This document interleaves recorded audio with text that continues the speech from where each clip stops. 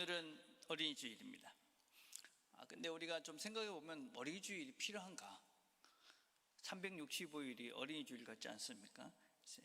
어린이 주일이 제정될 때만 해도 아이들의 권리, 또 이런 소중함에 대한 것들이 부족했기 때문에 이런 어린이날이 특별히 제정이 됐는데, 지금은 어떤 면에서는 좀 너무 과하게 아이들을 중심으로 이렇게 움직이는 가정들이 많아서 과연 이게 빠른가 하는 염려가 됩니다. 항상 넘치는 것은 과유불급이다, 모자라는 것보다 못한데, 좀 자녀들에 대해서 지나친 관심, 또 간섭, 이런 게 더 지금 문제가 되는 것이 아닌가 하는 생각을 합니다. 그런데 그 가운데서도 부족한 것이 있죠.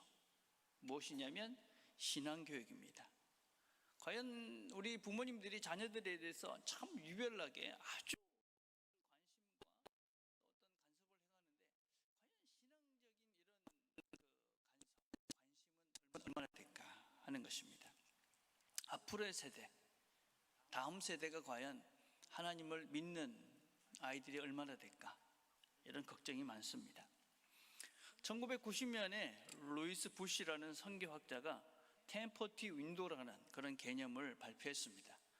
이렇게 지구상에 믿는 사람들을 살펴보니까 저 자리, 위도 10에서 40까지 있는 이 지역에 있는 사람들이 거짓 예수를 안 믿고 있다. 그래서 이 지역에 특별한 관심을 가져야 된다. 그래서 템퍼티 윈도라는 그런 선교적 개념을 이야기를 했습니다. 그리고 그 이후에 이제 교회들이 그래, 저기 집중적으로 선교를 하자. 그래서 선교사님들을 주로 그곳에 파송하려고 노력을 했고, 그리고 많은 부분들이 개선이 되고 있는 중입니다. 근데 이분이 2008년도에 새로운 논문을 발표했습니다. 이 지역보다 더 심각한 데가 있다. 그게 뭐냐면 440 윈도라는 것입니다. 나이가 4살부터 14세까지가 이 시대에서 제일 예수를 안 믿는 세대다. 그래서 이제는 1040, 그 지역이 문제가 아니라 이 4살부터 14살까지의 아이들, 이게 정말 미전도, 우리의 복음을 전하기 위해서 정말 진력해야 될 부분이 바로 이 세대다 하고 2008년도에 다시 논문을 발표했습니다. 그러니까 지금 우리 유치부부터 시작해서 중고등부 정도까지의 나이가 전 세계적으로 제일 예수를 안 믿는 아이들이다. 지금 교단을 불부하고 주일학교 중고등부가 사라지고 있습니다. 실제 한국적인 상황을 봐도 한국의 기독교인들을 보통 20%라고 이야기를 합니다. 그런데 청소년 기독교율이 몇 프로냐면 3.5%밖에 되지 않습니다. 이 말은 무슨 의미냐면요, 우리의 아이들 중에, 믿는 부모님들의 자녀들 중에 신앙생활을 하고 있는 애들은 10명 중에 2명도 안 된다 하는 것입니다. 10명 중에 8명의 아이들은 부모님들이 신앙이 있는데도 예수를 안 믿고 있다 하는 통계 자료입니다. 얼마 전까지만 해도 아이들이 대학교 가면 교회 안 나와요. 그런데 이제는 중고등부 가면 교회를 안 나옵니다. 중고등부 가면 교회를 안 나온다. 왜 그럴까요? 왜 그런가? 또 다른 통계를 보면, 자료를 보면, 신앙생활에 있어서 제일 큰 영향력을 주는 사람이 누군가 하는 조사를 했습니다. 엄마가 2014년과 16년 동일하게 47.2%, 52.4%입니다. 아빠는 2014년만 해도 4위였습니다. 9.8%였는데 그 다음에 2016년에 보면 16.5%. 그래서 결국 엄마 아빠가 아이들의 신앙에 절대적인 영향을 준다. 70% 가까운 퍼센테이지가 결국 자녀들의 신앙에 직접적인 가장 큰 영향을 주는 사람들은 누구냐? 부모다. 자녀들의 신앙생활이 누구 손에 달려있느냐? 부모다. 성경은 또 뭐라고 이야기하고 있습니까? 성경은 내 자녀에게 부지런히 가르치라.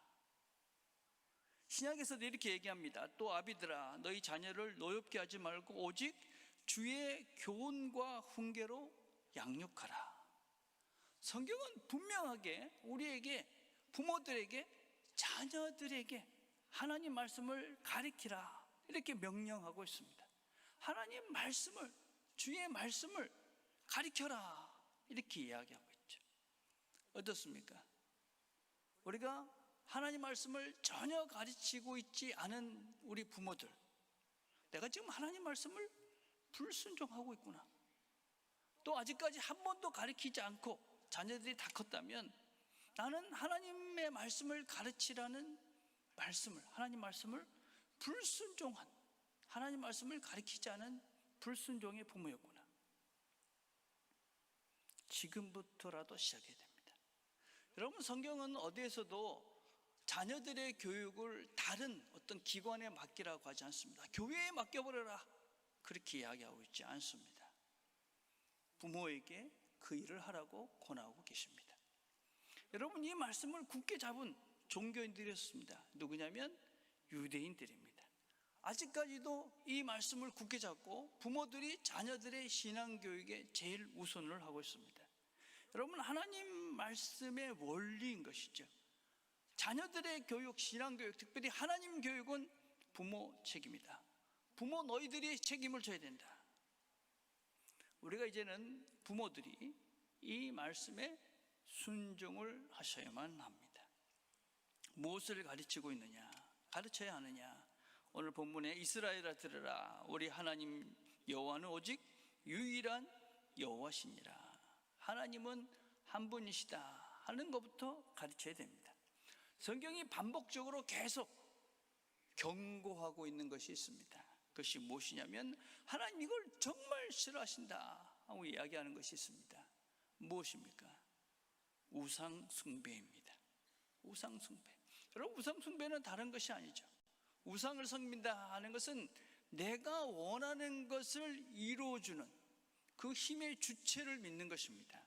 하나님이 아니고, 하나님의 뜻이 아니고 내가 원하는 것을 이 우상한테, 이 존재한테 가면 이루어준다. 그래서 그 힘에게 내가 의지하고 그 힘을 찾아가서 그것을 섬기고 받드는 것이죠.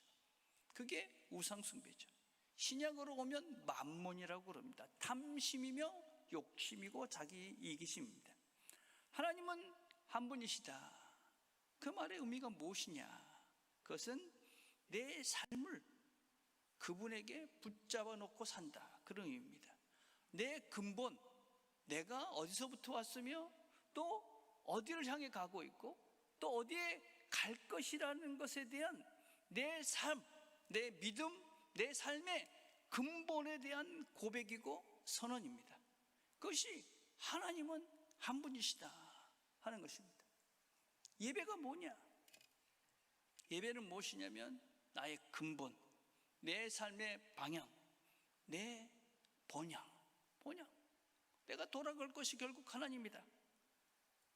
그것이 고백되어지는 현장이 예배입니다. 예배는 그래서 정말 중요한 것이죠.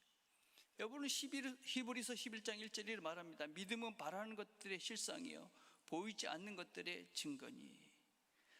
믿음은 보이지 않습니다. 하나님이 보이지 않습니다. 그런데 그분이 보여집니다. 그 증거가 예배다. 난 예배를 통해서 하나님이 계시는 것을 내가 예배를 통해서, 이래 보여지는 예배를 통해서 하나님이 여기 계시다, 내가 증거하는 것입니다. 예배를 어떻게 드리느냐? 그게 내 믿음의 실체입니다. 예배가 얼마나 중요한가? 내 믿음의 실체입니다. 내 마음이 지금 얼마나 하나님께 집중되어 있는가? 내 믿음의 실체입니다.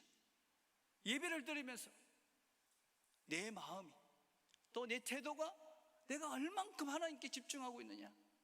내 믿음의 실제다. 예배가 중요합니다. 아이들에게 왜 예배를 가르치라느냐? 왜 예배 시간에 부모들이 제대로 된 예배를 드려야 되느냐?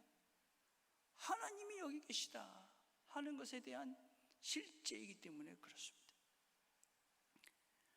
우리가 하나님께서 나와 동행한다는 것을 우리가 보일 수 없습니다. 어떻게 보이느냐? 하나님이 나와 늘 동행하신다. 그 믿음을, 그 하나님이 나와 동행하신다는 증거가 뭐냐? 기도인 것입니다. 기도는 내가 있는 그곳에서 하나님 나와 함께 하신다. 그걸 어떻게 내가 증거할 수 있느냐? 기도하는 것이죠. 하나님 여기도 계신다. 나와 함께 하신다. 기도한 거죠. 하나님께서 내 모든 삶들을 주관하시고 이 모든 것들이 하나님께서 나에게 주신 것이다. 감사하다. 실제가 뭐냐? 헌금인 것입니다. 하나님께서 나에게 이 모든 것들을 주셨다. 감사하다. 어떻게 보일 수 있느냐? 헌금하는 겁니다. 헌금은 돈이 아닙니다, 여러분. 그래서 우리가 우리의 믿음의 실체를 보여가는 것입니다. 믿음은 관념이 아닌 것입니다. 생각으로 멈추는 것이 아닙니다. 믿음은 실제, 예배를 통해, 기도를 통해 우리의 삶의 실제적인 헌신을 통해서 하나님이 나와 함께 하신다 하는 것을 보이고 사는 것입니다.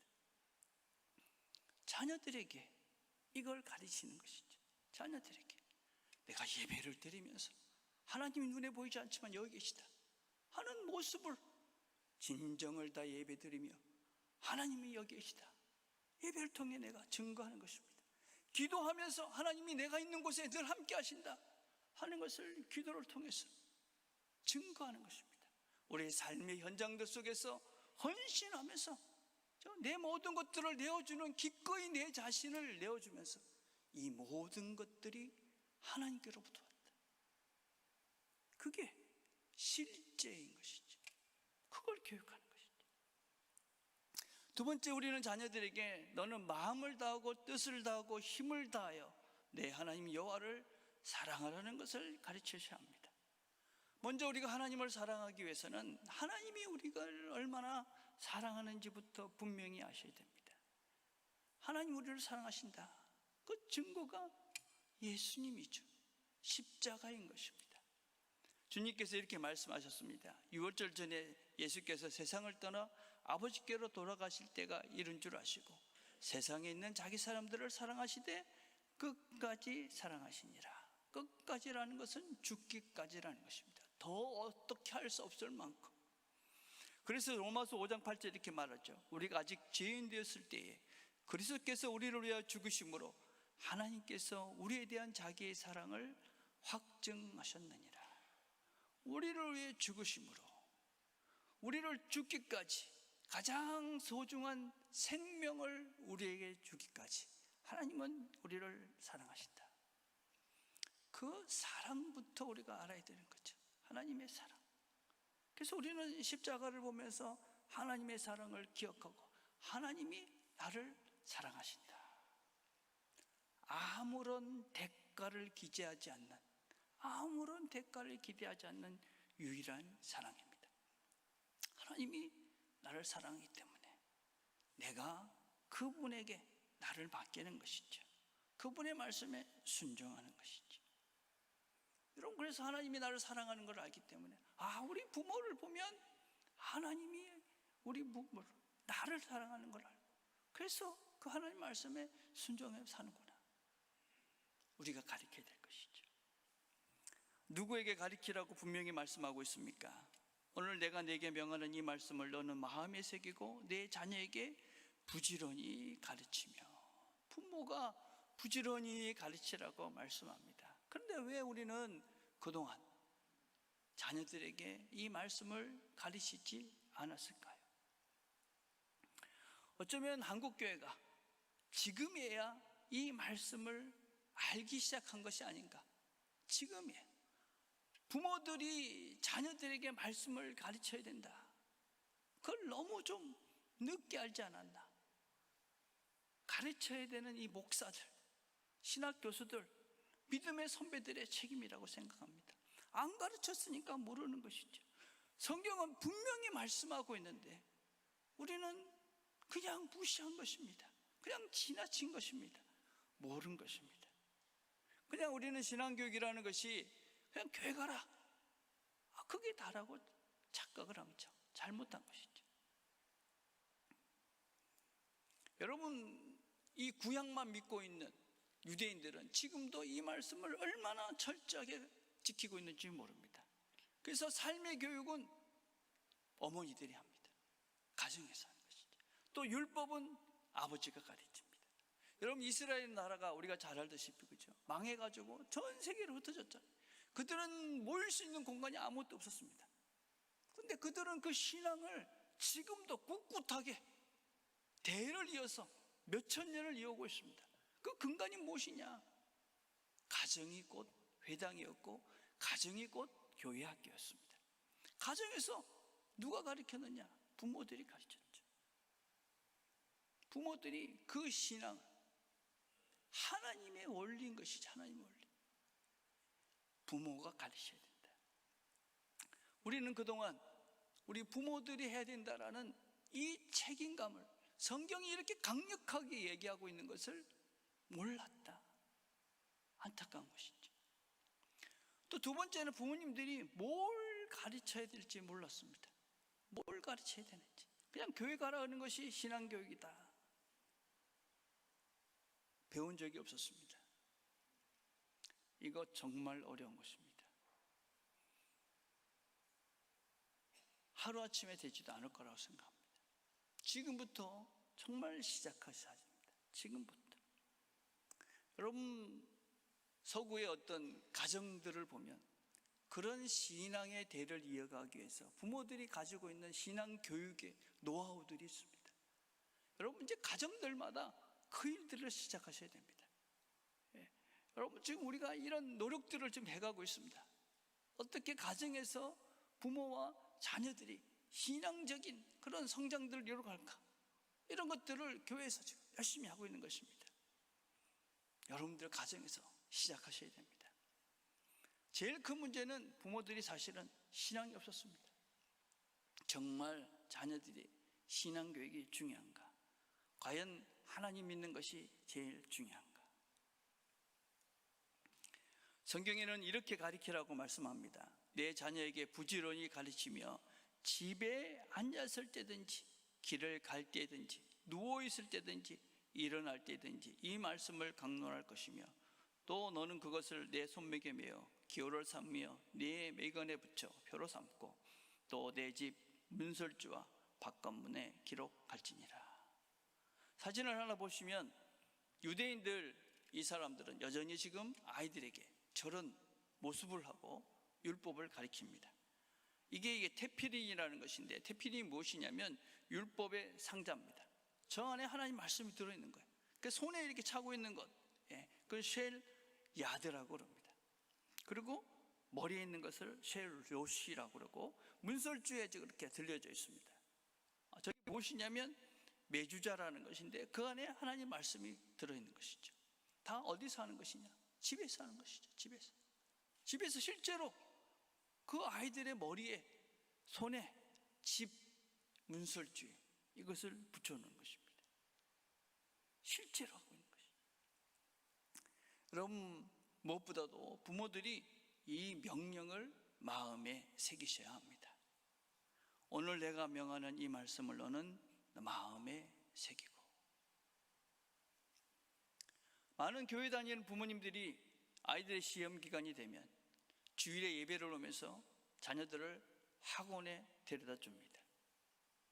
그리고 이번 시험 정말 중요하니까 열심히 하라고 그렇게 이야기를 하고, 부모님은 난 교회 가서 기도할게. 그리고 교회 와서 좋은 성적으로 좋은 대학을 가라고 기도합니다.